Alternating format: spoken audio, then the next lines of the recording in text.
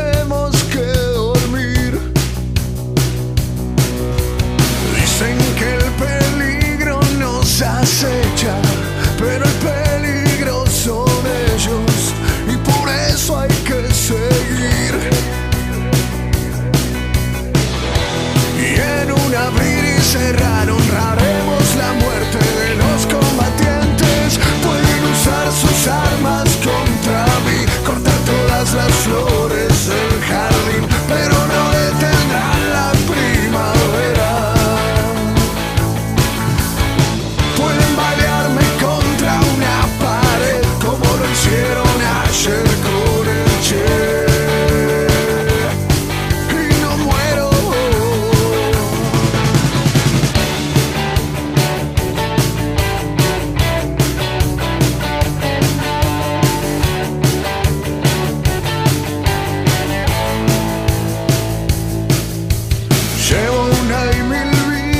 Esperando encontrar a mis hermanos, brindar por su libertad.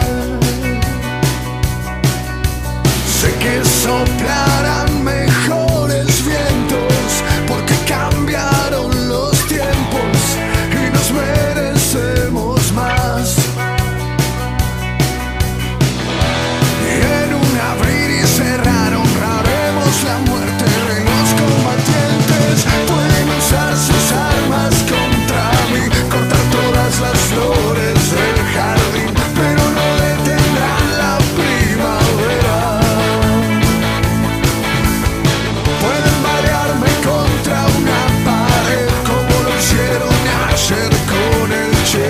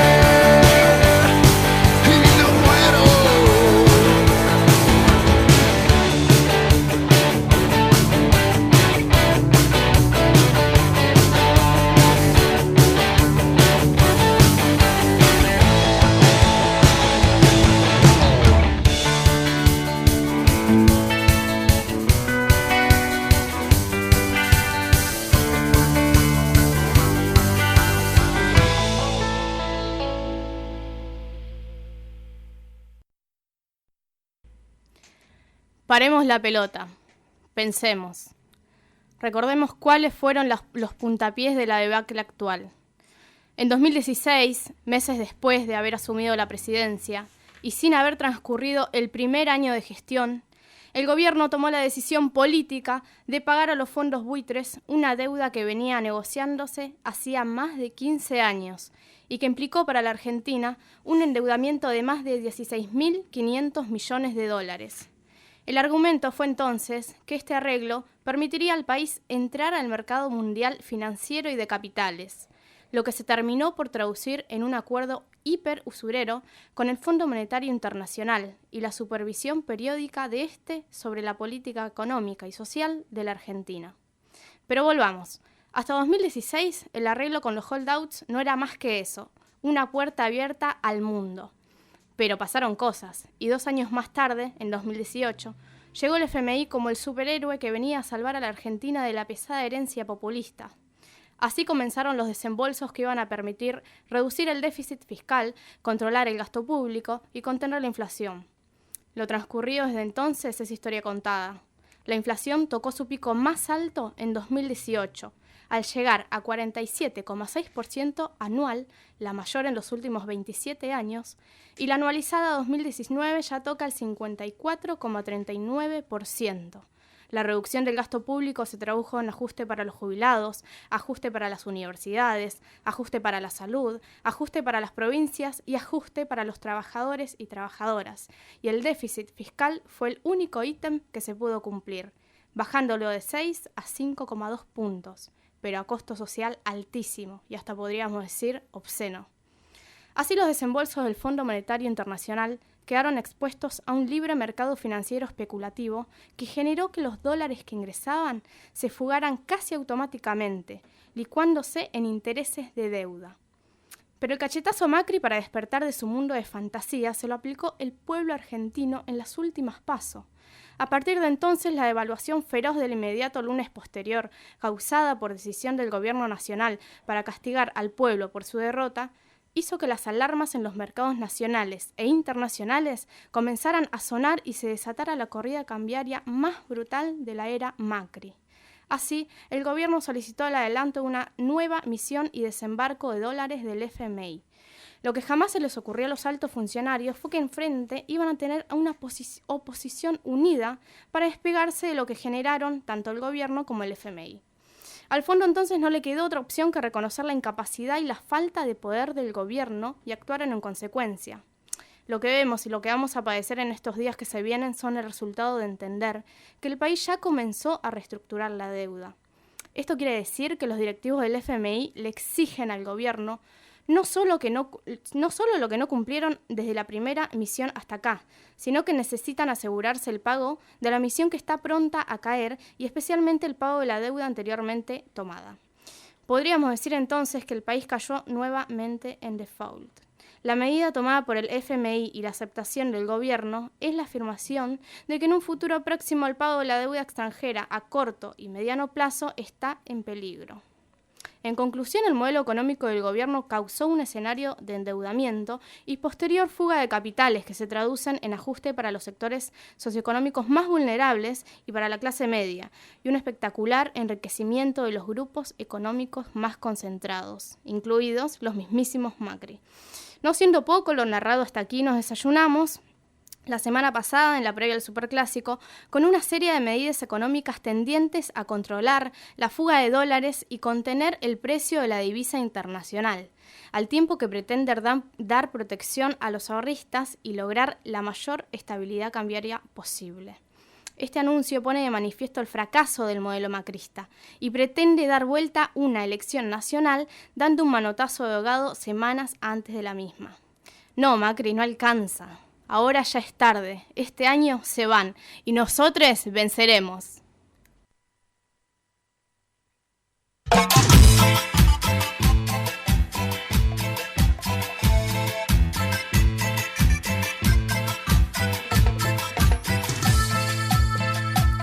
Ya no llego a pagar el alquiler, no sé qué hacer, no sé qué hacer. Todo el día laburando y laburando, encima subo el bondi y me están precarizando. Encima subo el bondi y me están precarizando. Que la playa ya no sea un privilegio, quiero vacaciones cuando termine el colegio. Me endeudarnos para pagar la boleta, también es responsable de esta miseria la reta. También es responsable de esta miseria la reta. Macri ya fue, Vidal ya fue. Si vos querés la reta también, si vos querés la reta también. Macri ya fue, Vidal ya fue. Si vos querés la reta también, si vos querés la reta también.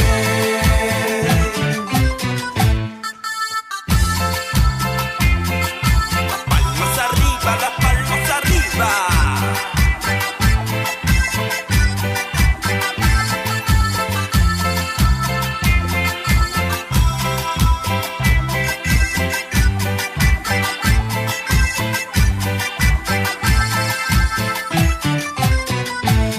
Hoy cerró su negocio el vecino, aunque te guste o no, este gobierno es asesino.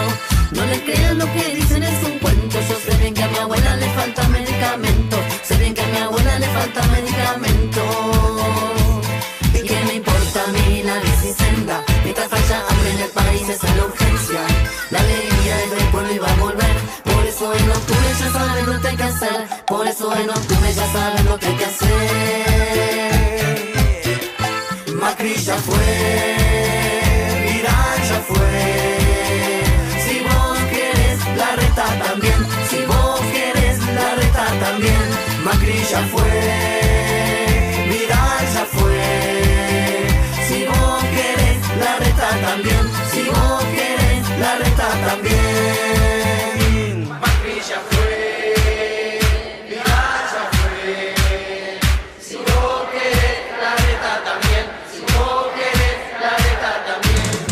ya fue, Vidal ya fue. Si vos querés, la reta también. Si vos querés, la reta también.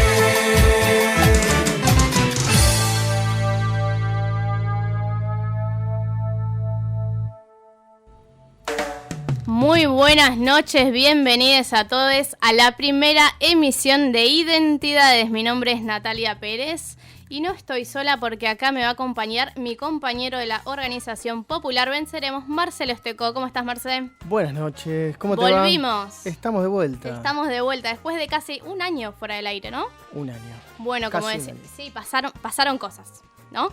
Pasaron bastantes Pasaron cosas, bueno, pasó el macrismo, nos obligó a estar fuera del aire por un tiempo, tuvimos ahí que pausarnos una cuestión económica que bueno, todos estamos atravesando en el país. Marce, ¿me querés contar un poquito qué tenemos hoy en el programa? ¿Qué tenemos hoy? Tenemos una entrevista, como siempre. Sí, ya vamos a arrancar ya en minutitos, ya nos estamos comunicando. Vamos a tener al compañero La Garganta Poderosa, Nacho Levi, que nos va a estar contando, bueno, cómo sobreviven los medios comunitarios, ¿no? Todo este contexto de crisis.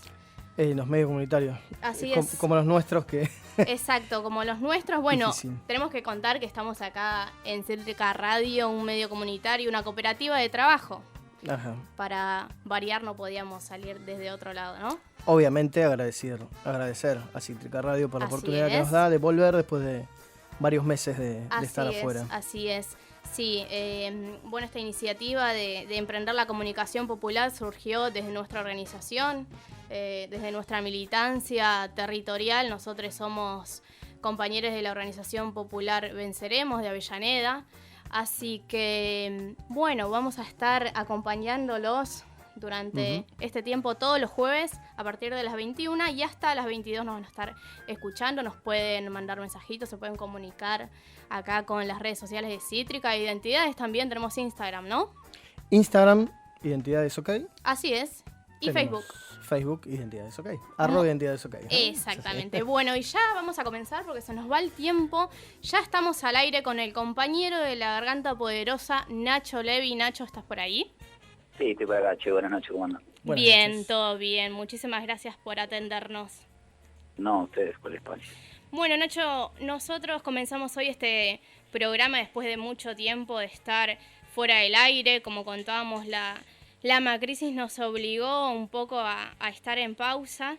Y en ese sentido, bueno, que nos cuentes un poco cómo comenzó esta iniciativa de La Garganta Poderosa, ¿no? Y a nosotros nos gusta decir que nació mucho antes que nosotros como colectivo. Somos una organización de base, una articulación de asambleas villeras que tiene 15 años, y están 114 barrios, pero en realidad recogiendo o continuando una línea de resistencia que tuvieron nuestras barriadas desde siempre. Muchísimas vecinas y vecinos de los barrios fueron los que resistieron a las topadoras de cachatores, parado arriba de los techos, de las parroquias de los curas villeros también, los desalojos de la dictadura, los que resistieron las políticas neoliberales de hambre en los 90, y los mismos que al día de hoy siguen resistiendo este pobricidio que se lleva cada 21 horas un pibe, una piba a manos de la fuerza de seguridad, al mismo tiempo que hay que sobrevivir y dar batalla al modelo económico que plantean como contrapartida de ese modelo represivo. Así que La Garganta vino un poco a dar cuenta de una necesidad, la misma necesidad que veía Rodolfo Walsh cuando soñaba un semanario villero que entre otras cosas le costó la vida.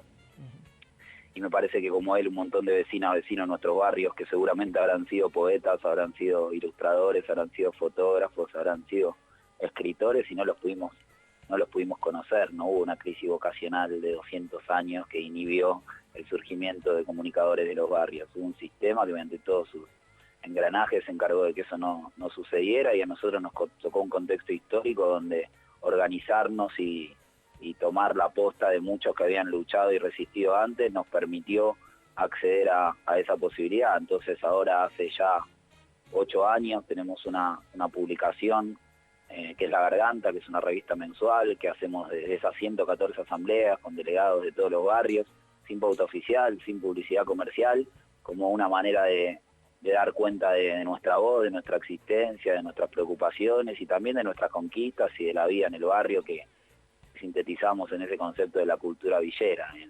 No tiene que ver con reivindicar la precariedad, sino con reivindicar justamente una cultura de la solidaridad que va a contramano de todo lo que propone este gobierno. Y cómo el medio subsiste, ¿no? Ante esta crisis, bueno, complicado de los últimos años, pero cómo se sostiene el medio, ¿no?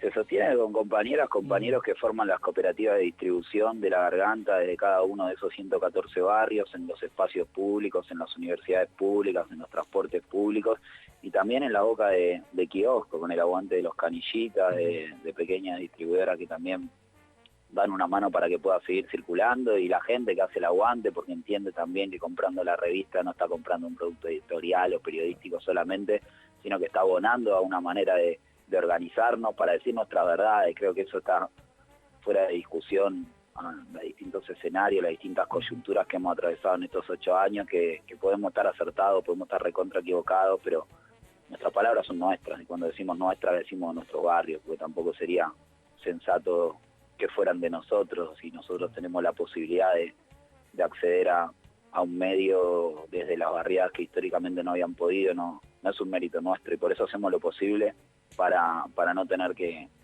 gestionar publicidad o que acomodar alguna de nuestras decisiones en función de cómo dispongan de ese espacio los auspiciantes, porque podemos sostenerlo así con cooperativas de distribución, y nos da mucho orgullo poder hacer una revista donde la primera mayúscula hasta el último punto salgan de nuestras gargantas, aunque absolutamente todas las letras del medio estén equivocadas.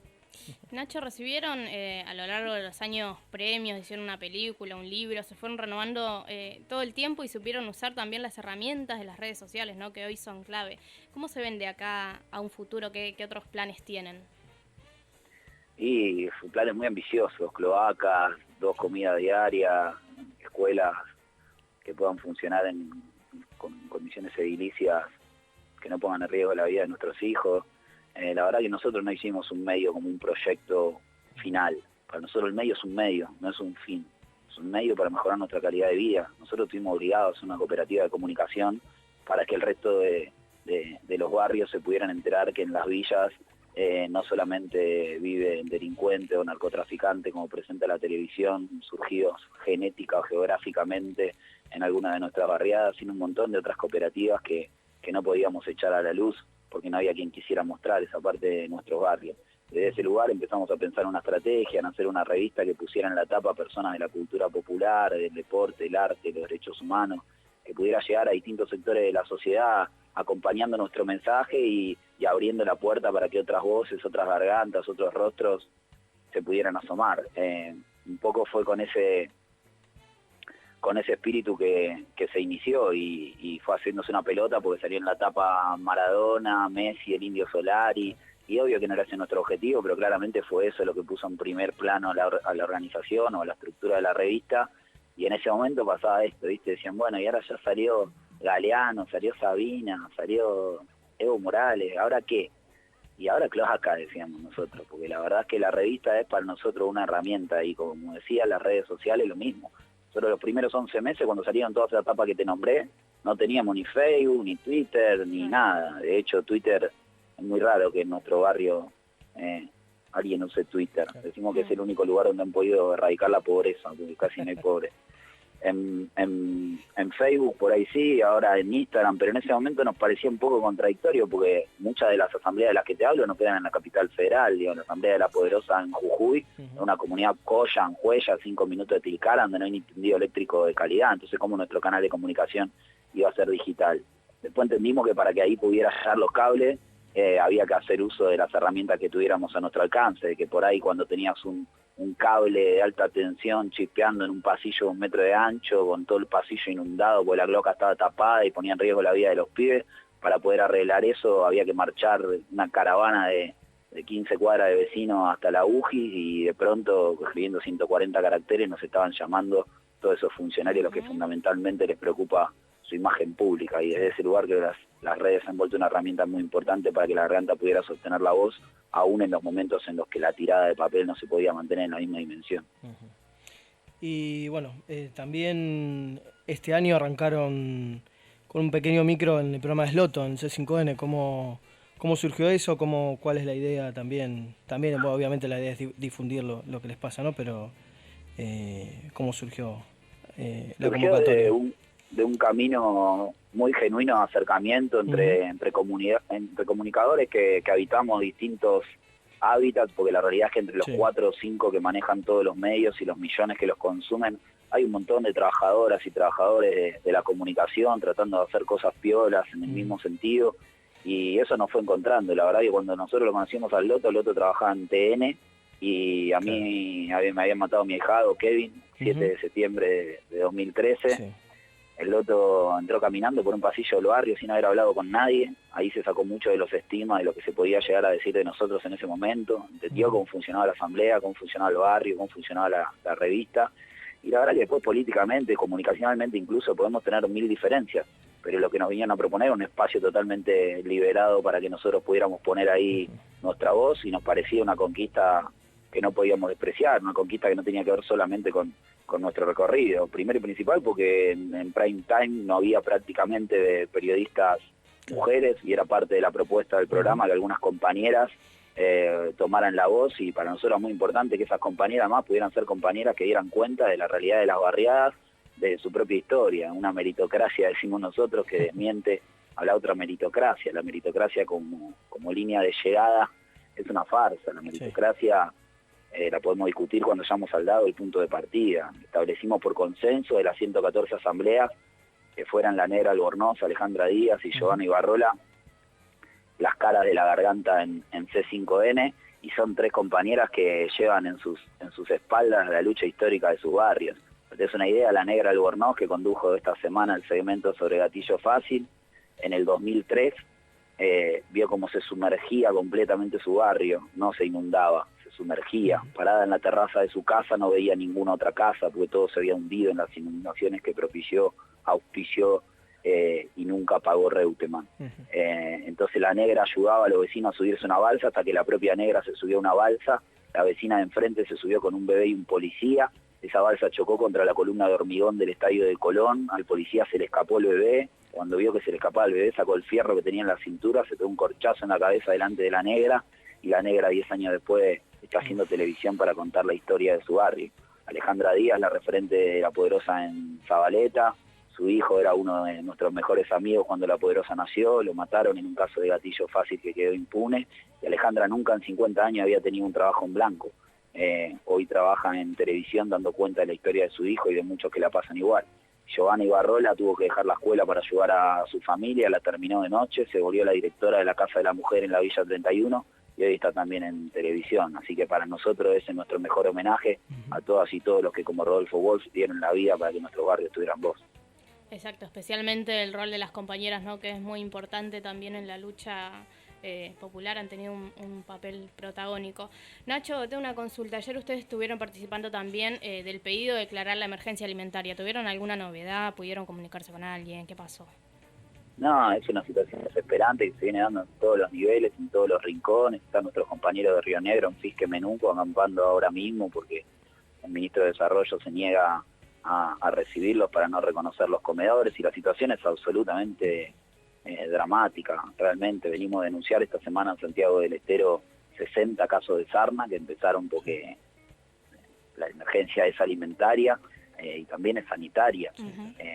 La sarna es una enfermedad de la pobreza. Surgió un caso en el barrio Bosco de Santiago, donde está la Asamblea de la Poderosa, le recetaron un jabón que se llama Sarnol y una crema de 850 mangos, que obviamente no la pudo comprar. Ahora tenemos 60 casos en 15 manzanas, y 31 de esos casos son chicos menores de 14 años. En Jujuy, la asamblea que les contaba recién en Juella, viene atravesando una sequía tremenda, no le mandan los camiones de agua, están perdiendo la siembra de papa, de haba, de maíz, de durazno, de arveja.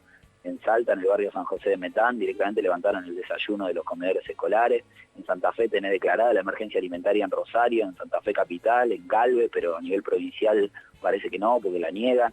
En Entre Ríos nos creció 70% el último mes la demanda en los comedores. En La Pampa tenés el 85% de la población activa no cobrando la asignación universal porque tuvieron un problema con el CUNA, que es el sistema de cobertura universal de niñez y adolescencia, para cargar los pagos, y no se pagaron. En Mar del Plata, 1.500 familias viviendo en el basurero municipal. En Santa Cruz, el Desarrollo Nación nos quiere mandar los alimentos porque dice que es problema de transporte. En Río Negro, como te decía, nos niegan a reconocer los comedores. Entonces la situación es verdaderamente muy complicada. No tiene que ver con una rosca con los dirigentes, no tiene que ver con un acuerdo con las organizaciones. Está desbordada, la realidad está desbordada. Tenemos 70% de cola en todos los comedores, en todos los merenderos, vecinos que trabajan gratis en comedores que distribuyen la comida gratis porque todo el mundo sabe que esa comida se acaba, ya no es que laburan para llevarse una bolsita de mercadería a la casa, laburan para comer un plato caliente de comida ahí adentro si es que llegan a tiempo. Así que de verdad que la situación es tremenda. En Tucumán, en Diagonal Norte, cocinaban con garrafa porque no había gas, después cocinaban con leña porque no había garrafa y ahora están cocinando con basura porque no hay leña. Sí, la realidad es terrible. Nacho, te agradecemos la comunicación. Los micrófonos de Identidades están abiertos para lo que ustedes quieran comentarnos, difundir, y vamos a estar acompañándolos también en esa lucha. Bueno, gracias y un abrazo. Hasta luego. Gracias. Bueno, así pasaba Nacho Levi y ahora, Marce, nos vamos a ir a una tanda y ya volvemos rapidito porque ya está Sebastián Vidal en el piso para hacer su columna de economía y política.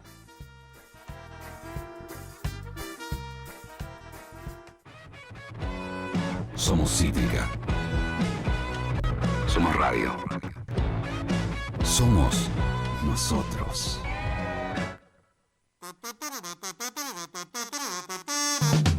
Se viene la tanda. La tanda. Ahora comienza el espacio publicitario.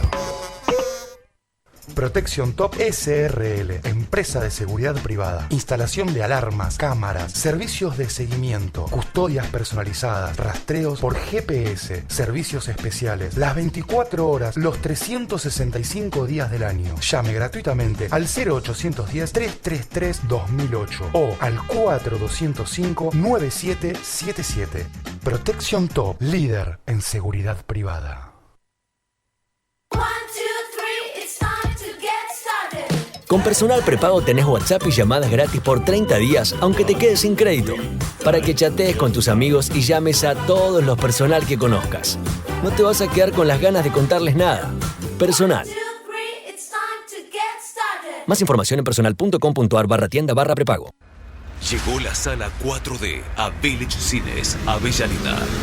Movimiento, vibración, viento, luces, impacto de aire, agua, todo para potenciar tus sentidos y sumergirte en la aventura. 4D Emotion.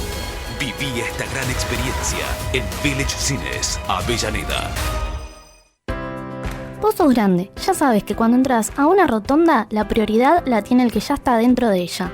Por eso te voy a decir lo que ustedes nos dicen todo el día. Tené cuidado con lo que haces. Si no lo haces por vos, hacelo por nosotros.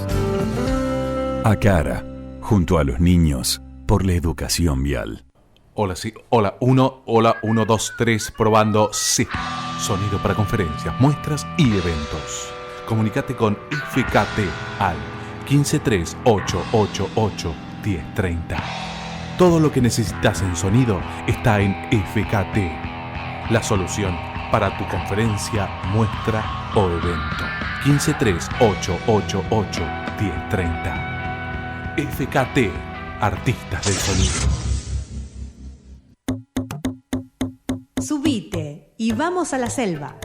El municipio te ofrece traslados gratis a la Ecoárea, el espacio público de la Ribera que recuperó e inauguró el intendente Jorge Ferraresi. Todos los sábados, de 9 a 15 horas, hay traslados gratuitos desde Avenida Mitre y Geli Oves. No te lo pierdas, te esperamos. Avellaneda, más viva que nunca.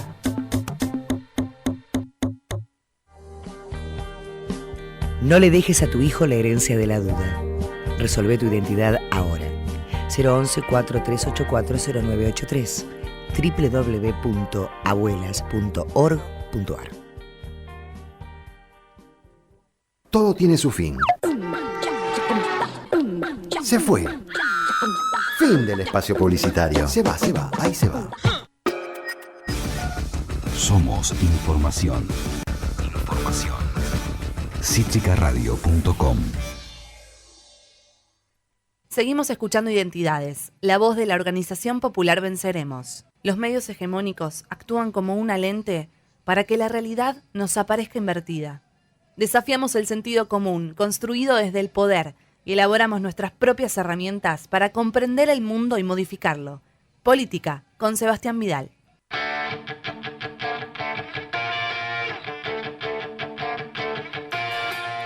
¿Cómo extrañábamos esta cortina, no, Marce? Oh, sí. Esta cortina dice Sebastián Vidal.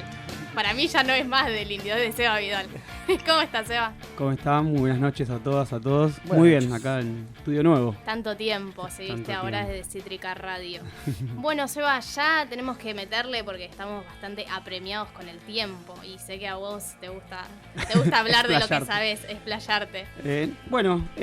Venimos a hablar un poquito de en esta columna de economía en general. Pero nada, me parecía interesante que es como la otra cara de lo que recién contaba Nacho, ¿no?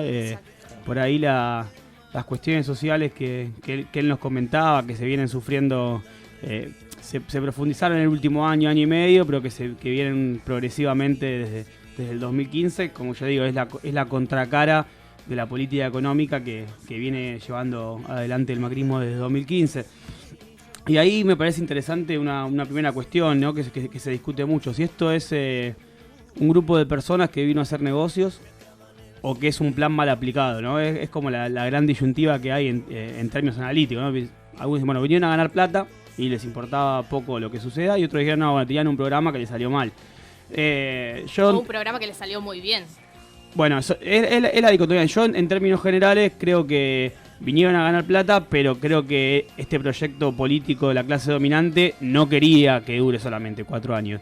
Entonces, puedo un poco adherir a las palabras de Axel, que creo que es un mal programa mal aplicado, ¿no? Yo creo que ellos tenían la idea de, trayendo a la memoria lo que fue por ahí Marce, no quiero vender tu edad, pero lo que fue el primer menemismo, no, un proceso que fue perjudicial para los sectores populares, para las mayorías, pero que por lo menos en sus primeros 4 años podían llegar al proceso electoral con algunas cuestiones mostrables, como por ejemplo fue en su momento, bueno, una modernización de la economía y un manejo realmente muy bueno de lo que era la inflación. Fue más grave que primeros 4 años, fueron 6 años. Sí, hasta la crisis. Los primeros 2 fueron muy complicados y Exactamente, pero bueno, uno podía creer que este proyecto político de clase, más allá, como digo, que naturalmente uno podía prever que traía consigo una distribución restrictiva de la renta, volver para atrás en muchísimas cuestiones que ya estaban ganadas, pero en el marco de un proceso político que yo entiendo que la clase dominante, en su conjunto, cuando digo clase dominante, porque bueno, el macrismo, como sabemos, cerró a todos los grandes sectores, al sector exportador, al sector financiero, al sector más concentrado de la industria transnacional que se nuclea en la UIA. Todos esos sectores más concentrados del poder económico estaban detrás del macrismo y, como digo, intentaban combinar, o podemos presumir que intentaban combinar, sí, negocios para cada uno de los sectores, pero también con un proyecto político algo más sustentable. Bueno, eso realmente no pasó. Y los resultados de las elecciones de agosto, bueno, fueron una muestra cabal, a mi criterio quizás terminante, de que este proceso político, por suerte, va a durar solamente 4 años. Pero bueno, si quieren nos podemos meter, que me parece interesante para comprender un poco de qué trata, y ponemos como punto de partida lo que fueron las elecciones de agosto, que fueron todo este conjunto de medidas que estuvo sacando el macrismo en las últimas semanas.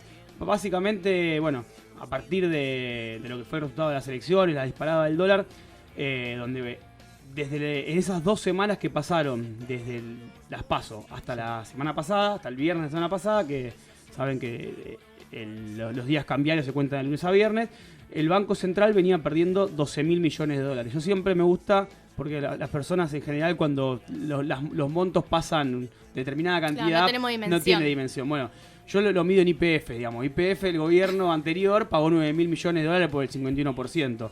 Entonces acá estamos diciendo que el Banco Central perdió 12.000 millones de dólares en algo intangible, digamos, en términos generales, en plata de gente que tenía inversiones financieras. Digo gente, no me refiero a Marce, a mí o a Nati, sino a personas de grandes acumulaciones de capital, que el Banco Central estuvo financiando la dolarización de sus carteras, y como digo, equivale aproximadamente a 1,5 veces lo que se pagó por YPF, ¿no? Porque después, para dimensionar, digo, los bolsos de López, que es un acto repudiable, había 7 millones de dólares, o sea, Un vuelto a lado de esto. Un vuelto, no llega a un vuelto. Bueno, en ese marco, ustedes saben, en economía se suele decir que uno tiene dos cuestiones que no pueden ser al mismo tiempo, digamos. Si uno intenta mantener el tipo de cambio, pierde reservas. Claro.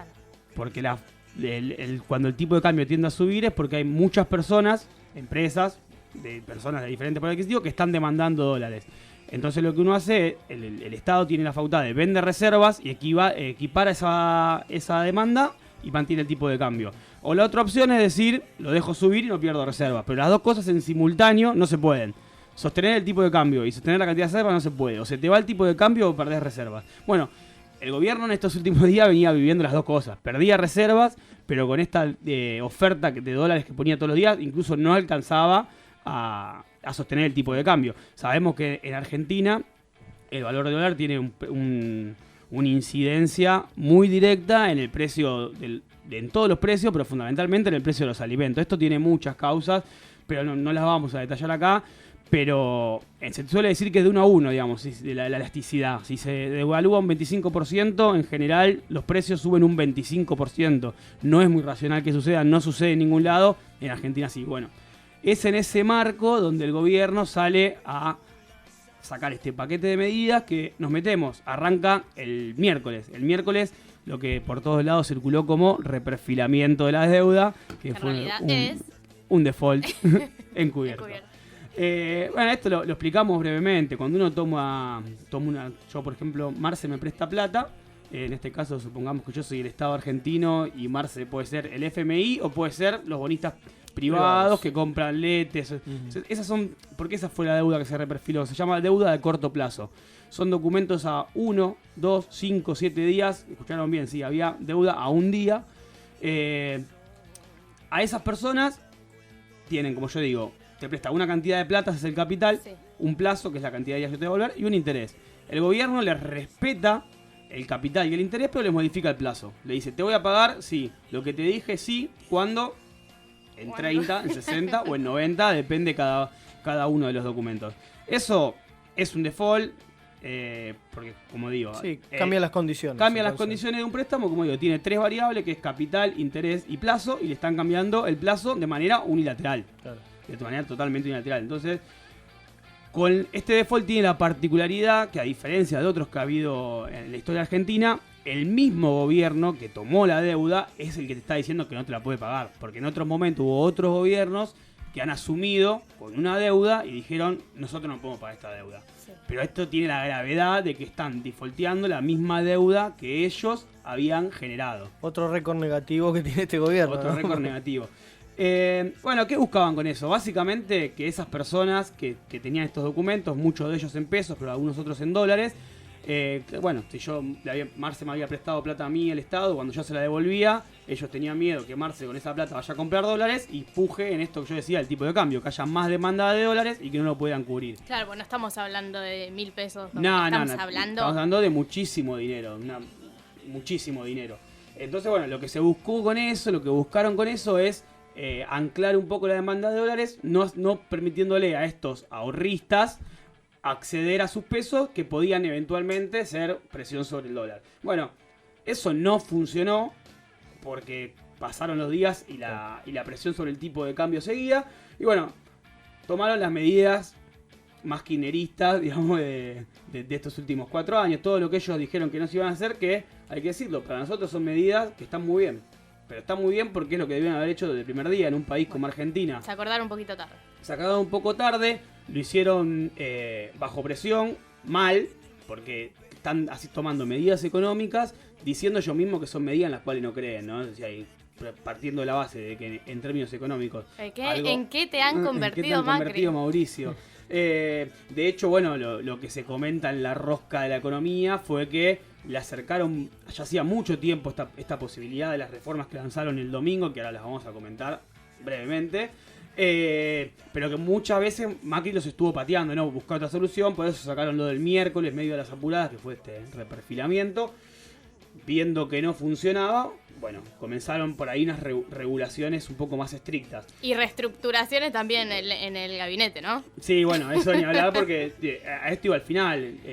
esta crisis que primero fue financiera y que ahora también es bancaria, ahora vamos a contar por qué, y que se plasma en la crisis social, que es lo que comentaba en el bloque anterior Nacho, tiene nombre y apellido y creo que el pueblo nos tiene que olvidar, ¿no? Sobre todo porque algunos son repetidos, como Federico Sturzenegger, como Nicolás Dujovne y ni hablar Mauricio Macri, ¿no? Pero es importante que cuando pase el tiempo no nos olvidemos de Sturzenegger, que ya es la segunda que nos hace pagar a todos y a todas. Eso es muy importante. No es el único, ¿no? Marce No. conoce seguramente a unos funcionarios más que ya vio por el 2001. Qué bueno, no económicos, pero Bullrich. Y unos ¿Lombardi? cuantos más. Lombardi. Bien. Y bueno, el último paquete de medidas que saca... Ustedes saben que los procesos políticos liberales, como el del macrismo, siempre plantea que la economía funciona de manera más eficaz y eficiente en tanto y en cuando los mercados están desregulados. Dentro de esas desregulaciones, una que para ellos es fundamental es la del mercado de capitales, la de la cuenta capital. ¿Qué implica esto? De lo cual se habla mucho, muchas veces se dice, bueno, vino el FMI y trajo sus recetas. ¿Cuáles son? Las desregulaciones. Bueno, y se deja ahí como desregulaciones y uno desde el plural cree que está mal. Bueno, eso significa, por ejemplo, que los exportadores no tienen necesidad de liquidar los dólares. Esto significa que puede venir un inversionista o un fondo de comercio o un fondo de capital, un fondo de inversión, cualquier grupo extranjero, cambiar sus dólares, ganar intereses en pesos y llevárselo en una semana, en 10 días. No hay ningún tipo de restricciones a los plazos. Que no hay ningún tipo de restricciones a las empresas para que giren sus utilidades en dólares al exterior. Todas esas son las desregulaciones de las que el macrismo hizo... Se hizo gala, dijo, no, nosotros hicimos esto como algo positivo, creyendo en eso, o cada uno sacará su conclusión si es creyendo en eso o queriendo favorecer intereses con los cuales coinciden, o una combinación de ambas. Creyeron que, bueno, ellos evidentemente, yo voy a hablar en términos más allá de lo político, yo creo que además están favoreciendo intereses, pero en términos teóricos, ponerle que yo les creo que creen en eso, bueno, no funcionó, porque ellos creen que esa desregulación provoca un equilibrio en los mercados, y acá estamos lejos de tener equilibrio, no tenemos equilibrio, no solamente que no tenemos equilibrio en el mercado cambiario o en el mercado financiero, sino que no tenemos equilibrio en el mercado de trabajo, en las cuestiones sociales, etcétera. Pero bueno, lo que decidieron son, como digo, medidas que sinceramente para ellos, yo creo que esto termina de cerrar su derrota electoral, ¿no? Y su derrota en el plano simbólico.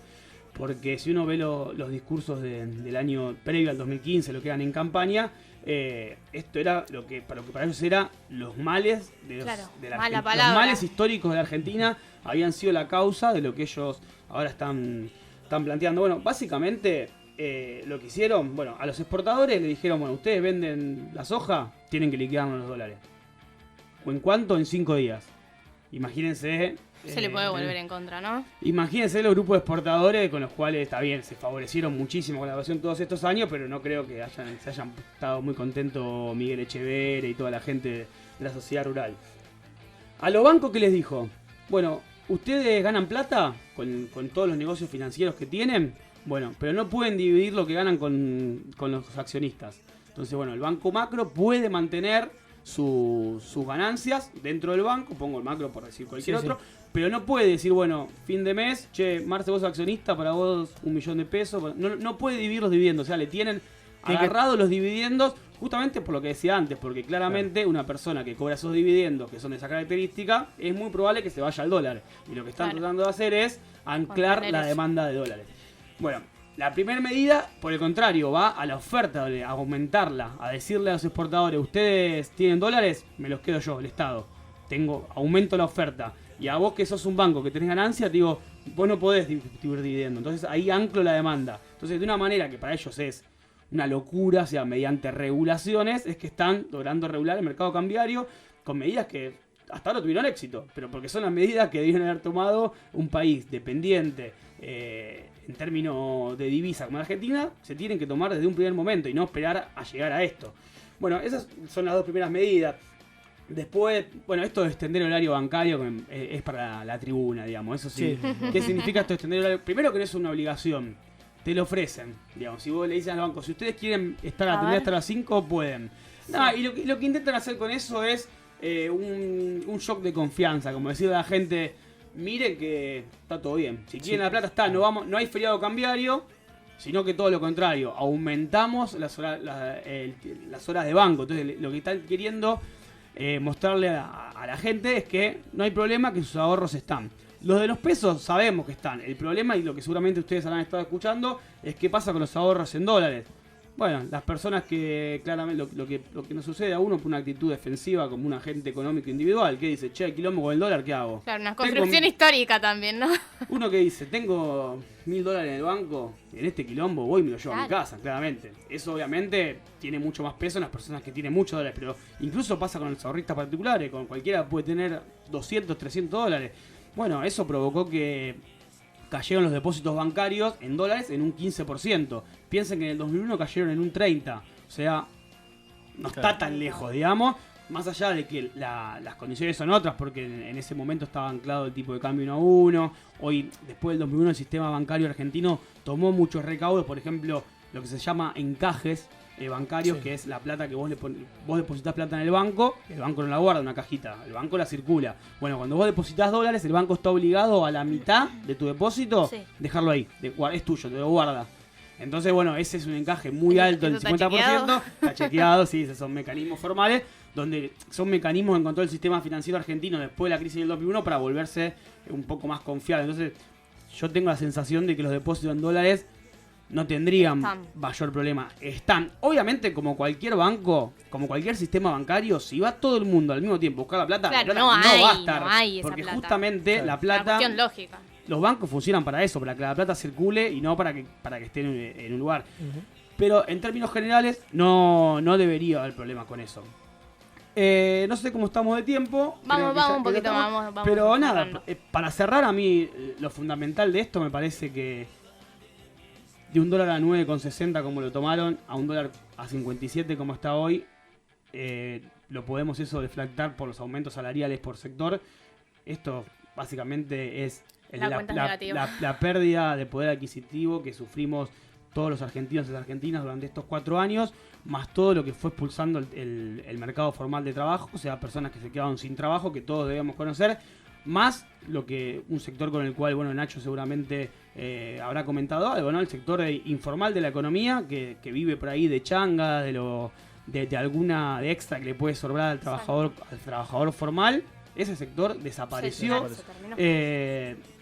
Y en ese marco es que me parece muy importante sumarnos a algo de lo cual se habla mucho y que está, como digo, directamente relacionado con lo que estuvo pasando en los mercados financieros y en la macroeconomía, a lo que están exigiendo los movimientos sociales, que es la emergencia alimentaria, porque realmente es una emergencia, porque sinceramente que, como decía antes, que el banco no pueda dividir sus ganancias, bueno, no es tan grave. Ahora que la gente no pueda comer todos los días, me parece que eso sí tiene una gravedad hasta institucional, te diría, y que me parece que el gobierno ya debe dar una respuesta. Creo que en términos electorales el gobierno debe asumir de que en diciembre no va a gobernar más y hacer todo lo posible, por lo menos para no hacernos más daño de acá a diciembre. Sí, igual el presidente esta semana dijo que las medidas que había tomado era para la clase media nada más.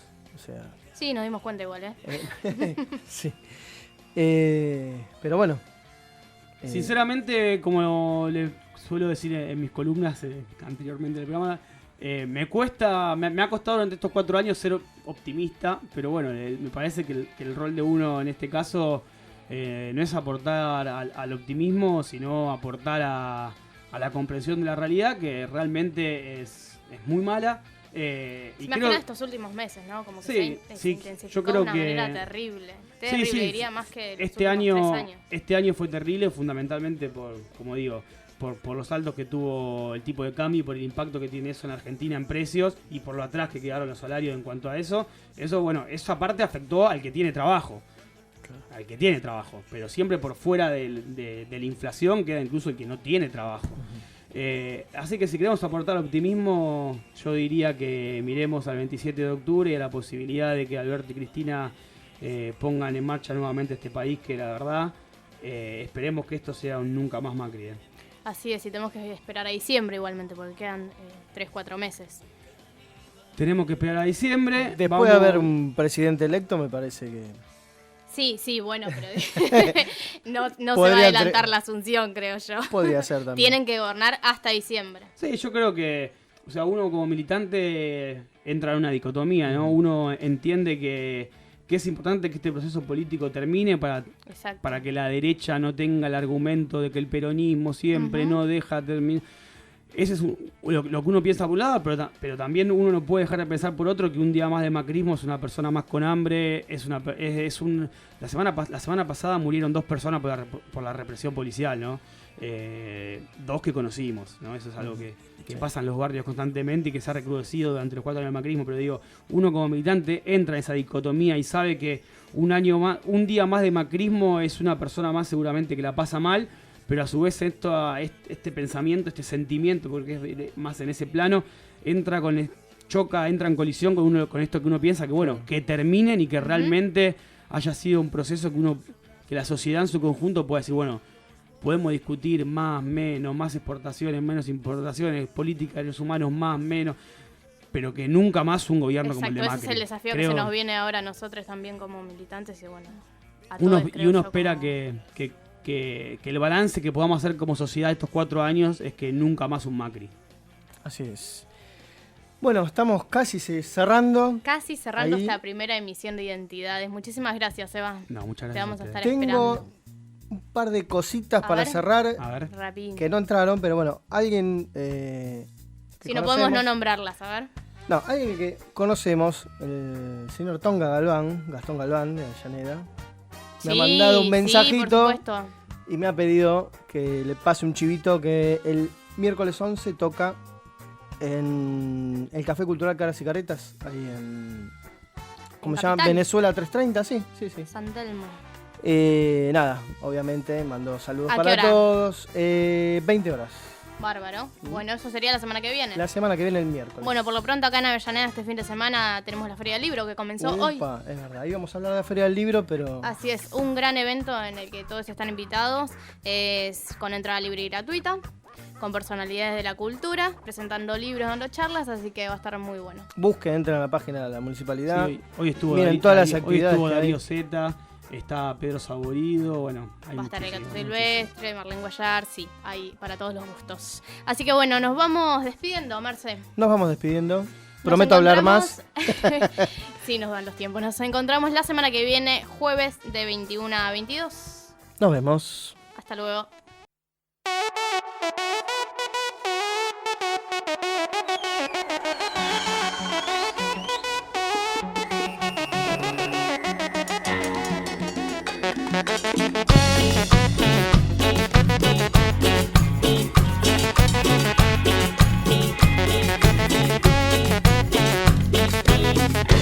Somos vecinos del conurbano, yugo de la colonización, razas de latinoamericanos, embrollo en un solo corazón.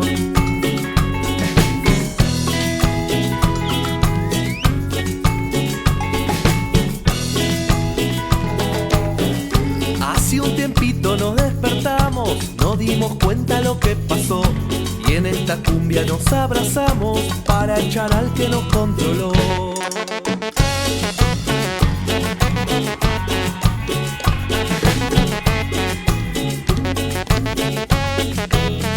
Chámame, reggae, cumbias villeras, thrash metal, tango, zambas y rock, candombes, boleros, chacareras, vida, la chaya, guayno y hip hop. En un idioma nos comprendemos, decía mi abuela, es universal, y en esta mezcla nos entendemos, baila mi pueblo con su cantar. En un idioma nos comprendemos, decía mi abuela, es universal, y en esta mezcla nos entendemos, baila mi pueblo, que baile, que baile, que baile, sí, con su cantar.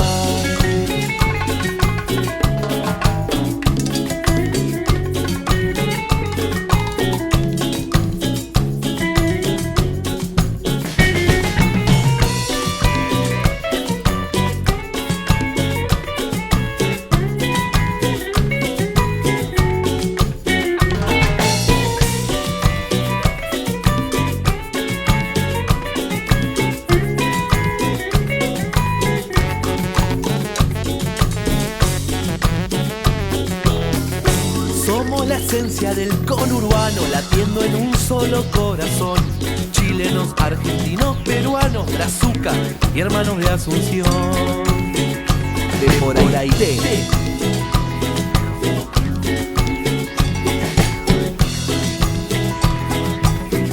ecuatorianos y colombianos, mezcla nativa somos, señor. Dominicanos, venezolanos, paridos con hambruna y dolor.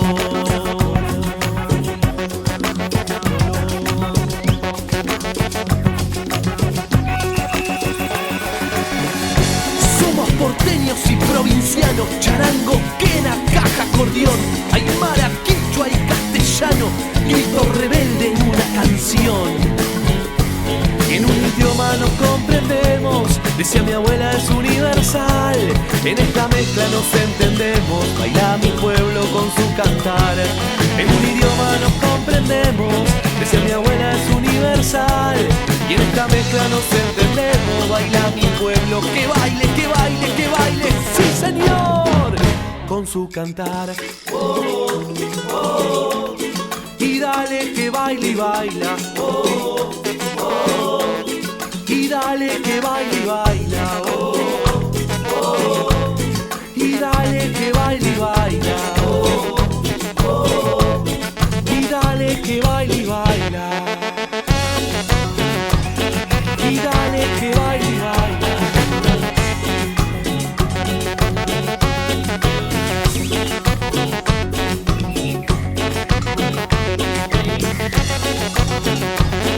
Y dale que baile y baila.